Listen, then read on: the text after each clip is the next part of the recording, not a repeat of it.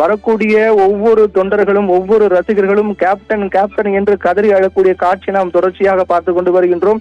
Captain மீண்டு வர வேண்டும், கேப்டன் உங்களை பார்க்க வேண்டும், கேப்டன் எங்கள் அரசியலுக்கு வர வேண்டும், நீங்கள் அரசியலில் மீண்டும் பழையபடி செயல்பட வேண்டும் என்றெல்லாம் தங்களுடைய வேதனையை வெளிப்படுத்திய காட்சி நாம் காலை முதலில் பார்த்து கொண்டு வருகின்றோம். அப்படியாக பொதுமக்கள் வருகைக்காக ஏற்பாடு செய்யப்பட்டிருந்த அந்த தீவுத்திடலில் ஆயிரக்கணக்கான மக்கள் குவிந்திருக்கிறார்கள். ஒரு மக்கள் கடல் போல அந்த பகுதியை காட்சியளித்தது. கிட்டத்தட்ட 2000க்கும் மேற்பட்ட போலீசார் குவிக்கப்பட்டார்கள். 2000க்கும் மேற்பட்ட போலீசார் குவிக்கப்பட்டு பாதுகாப்பு பணிக்காக மேற்கொண்டார்கள். நேற்று முதலே கூடுதல் போலீசார் குவிக்கப்பட்டு சுயேட்சை முறையில் அவர்கள் பாதுகாப்பு பணி மேற்கொண்டார்கள். இப்படியாக போலீசார் அதிக அளவில் குவிக்கப்பட்டு தேவைப்பட்டால் மீண்டும் கூடுதல் போலீசாரெல்லாம் வரவழைக்கப்படுவார்கள். அதனுடைய சூழலை பொறுத்து போலீசார் கூடுதலாக வரவழைக்கப்படுவார்கள் என்று நேற்றே மாநகர காவல் ஆணையர் தெரிவித்திருந்தார். இப்படியாக பல்வேறு ஏற்பாடுகளுக்கு மத்தியில் விஜயகாந்தின் உடலானது தீவுத்திடலில் வைக்கப்பட்டு பொதுமக்கள் அஞ்சலிக்காக வைக்கப்பட்டது. பொதுமக்கள் ஒவ்வொருவராக சென்று கண்ணீர் மல்க அவர் உடல் வைக்கப்பட்டிருக்கூடிய அந்த கண்ணாடி பழையை தொட்டு வணங்கிவிட்டு கண்ணீர் மல்க அவரை கடைசியாக ஒரு முறை பார்த்துவிட்டு சென்று கொண்டிருக்கிறார்கள். இன்னும் அதாவது நேரம் மட்டும்தான் குறைவாக உள்ளது. அதன் காரணம் ஆனால் இன்னும் கூட்டம் என்பது குறையவில்லை, நேரம் குறைந்து விட்டது. ஆனால் கூட்டம் குறையவில்லை. கூட்டம் என்பது நேரம் செல்ல செல்ல அதிகமாகிக் கொண்டேதான் போகின்றது தவிர இன்னும் குறைந்த பாடலை என்றால் நேற்று காலையே விஜயகாந்த் உயிரிழந்த நிலையில் அந்த அறிவிப்பு வெளியான உடனேயே தொலைதூரத்தில் இருக்கக்கூடியவர்கள் தென் மாவட்டங்களை சேர்ந்தவர்கள் அனைவரும் விஜயகாந்தின் இறுதி ஊர்வலத்தில் கலந்து கொள்ள வேண்டும், கடைசியாக அவரை ஒருமுறை பார்க்க வேண்டும் என்ற காரணத்துக்காக நேற்றே அவர்கள் புறப்பட தொடங்கினார்கள். பல்வேறு தென் மாவட்டங்களை சேர்ந்த பொதுமக்கள், விஜயகாந்தை ரசிக்கக்கூடியவர்கள், அரசியலை பின்பற்றக்கூடியவர்கள், தேமுதிக உறுப்பினர்கள் என ஆயிரக்கணக்கான மக்கள் தென் மாவட்டத்தை சேர்ந்தவர்களாம் சாரையாக பேருந்துகள் மூலமாக அவருக்கு அஞ்சலி செலுத்துவதற்காக புறப்பட தொடங்கினார்கள். அப்படியாக நேற்று புறப்பட்ட ஆயிரக்கணக்கான மக்கள் இன்று வந்திருக்கிறார்கள். அவர்களும் விஜயகாந்த் உடலுக்கு அஞ்சலி செலுத்திக் கொண்டிருக்கிறார்கள். இன்னும் நேரம் செல்ல செல்ல தொண்டர்கள் ரசிகர்கள் வருகை என்பது அதிகமாக கொண்டே போகின்றது. இருந்தாலும் நேரம் குறைவாக உள்ளது என்றால் இன்று மாலை 4:45 மணிக்கு சரியாக ஒரு உடலானது நல்லடக்கம் செய்யப்படும் என்று ஏற்கனவே அறிவிக்கப்பட்டது.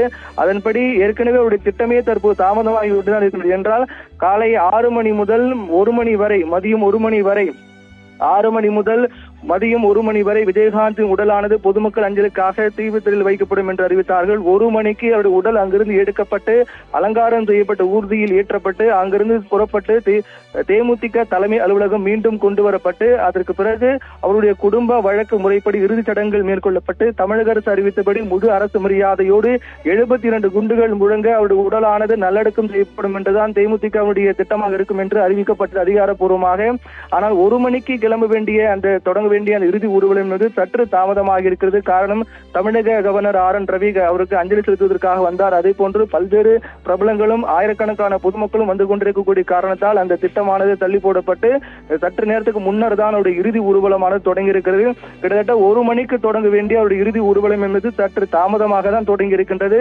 2:30 மணி அளவில் தான் தொடங்கி இருக்கிறது. கிட்டத்தட்ட 1 மணி 30 நிமிடம் தாமதமாகி தான் அவருடைய இறுதி ஊர்வலமானது தொடங்கி இருக்கிறது. அப்படியாக அவருடைய இறுதி ஊர்வலம் தொடங்கி அந்த அவருடைய உடல் வைக்கப்பட்டிருக்கூடிய கண்ணாடி பேழையானது வாகனத்தில் ஏற்றப்பட்டு அந்த வாகனம் மெதுவாக ஊர்ந்து வருகின்றது. கிட்டத்தட்ட 15 கிலோமீட்டரை கடந்து தேமுதிக தலைமை அலுவலகம் வர வேண்டும்.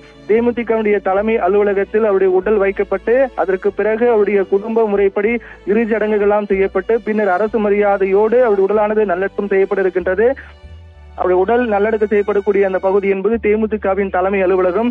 எப்போதும் விஜயகாந்த் பொறுத்தவரையில் தேமுதிக தொடர்பான ஏதேனும் கட்சி தொடர்பான ஆலோசனை கூட்டங்கள் மேற்கொண்டால், கட்சி பணிகள் மேற்கொள்ளப்பட்டாலோ அல்லது தேமுதிக அலுவலகத்தில் ஏதேனும் தொண்டர்களை சந்திக்க வேண்டிய சூழல் ஏற்பட்டாலோ அவர் வழக்கமாக வரக்கூடிய அந்த பின்வாசல் வழியாக தான் அவருடைய உடலும் கொண்டு வரப்பட்டது. அதாவது அவருடைய இல்லமாக இருக்கக்கூடிய சாலை கிராமத்தில், மருத்துவமனையில் சாலை கிராமத்தில் அவருடைய உடல் கொண்டு செல்லப்பட்டு அங்கு சிறிது நேரம் வைக்கப்பட்டு தமிழக முதலமைச்சர் மு க ஸ்டாலின் அஞ்சலி செலுத்தினார்.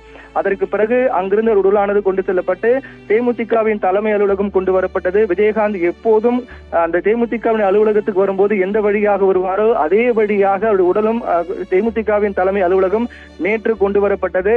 நேற்று முதல் அஞ்சலிக்காக வைக்கப்பட்டது. ஆனால் போதிய இடவசதி இல்லாத காரணத்தால் நேரம் செல்ல செல்ல பொதுமக்கள் ரசிகர்கள் வருகை அதிகமாக காரணத்தால் அங்கிருந்து அவருடைய உடலானது கொண்டு செல்லப்பட்டு தீவுத்திடலில் இன்று காலை 6 மணிக்கு வைக்கப்பட்டது.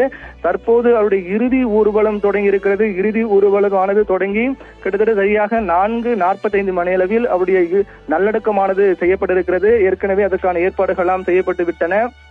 அந்த வாகனம் மெதுவாக ஊர்ந்து கொண்டு வருகிறது. நாம் அந்த நேரலையில் பார்க்கலாம். கிட்டத்தட்ட அந்த வாகனத்தை சுற்றி ஆயிரக்கணக்கான ரசிகர்கள், தேமுதிக தொண்டர்கள், விஜயகாந்தை எதிர்பார்த்து ஆயிரக்கணக்கான தொண்டர்களுடைய இறுதி ஊர்வலத்தில் கலந்து கொண்டு தேமுதிகவின் தலைமை அலுவலகம் நோக்கி சென்று கொண்டிருக்கிறார்கள். வாகனம் மிக மெதுவாக ஊர்ந்து கொண்டே வருகின்றது. இந்த வேகத்தில் சென்றாலும் கிட்டத்தட்ட 2 மணி நேரம் கூட ஆகலாம். ஏனென்றால் தேமுதிக தலைமை அலுவலகம் செல்ல, அதாவது தீவுத்திடலிருந்து தேமுதிக தலைமை அலுவலகம் பூந்தமல்லி சாலை வழியாக செல்ல 15 கிலோமீட்டருக்கு மேல் உள்ளது தூரம். அதன் காரணமாக இந்த வேகத்தில் வாகனம் சென்றால் நிச்சயமாக 2 மணி நேரத்துக்கு மேல் கூட ஆகலாம் என்று எதிர்பார்க்கப்படுகிறது. ஆனால் அவர்கள் திட்டமிட்டபடி சரியாக அந்த நல்லடக்கம் என்பது 4:45 மணிக்கு தான் நடைபெற உள்ளது. அது சரியாக அதுக்கு ஏற்ற வகையில் தான் இந்த வாகனமானது சென்று கொண்டிருக்கிறது. 4:45 மணிக்குள்ளாக அரசு முழு மரியாதை செலுத்தப்பட்ட ஒரு உடலானது நல்லடக்கம் செய்யப்பட்டிருக்கிறது.